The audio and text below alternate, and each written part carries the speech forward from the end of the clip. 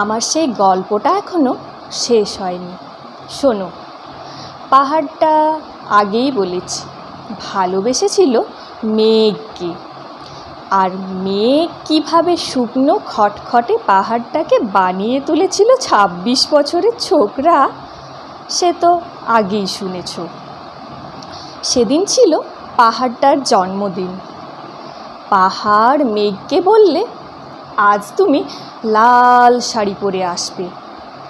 মেঘ পাহাড়কে বললে, আজ তোমাকে স্নান করিয়ে দেব চন্দন জলে।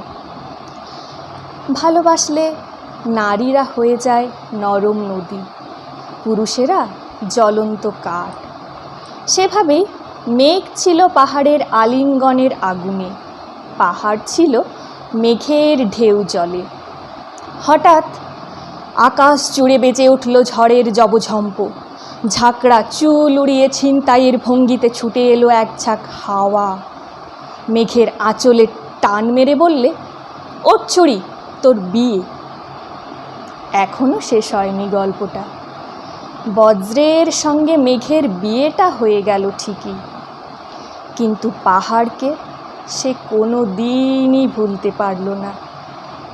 বিশ্বাস না হয় তো চিরে দেখতে পারো পাহাড়টার হাড় পাঁজর। ভিতরে থই থই করছে শত ঝর্ণার জল।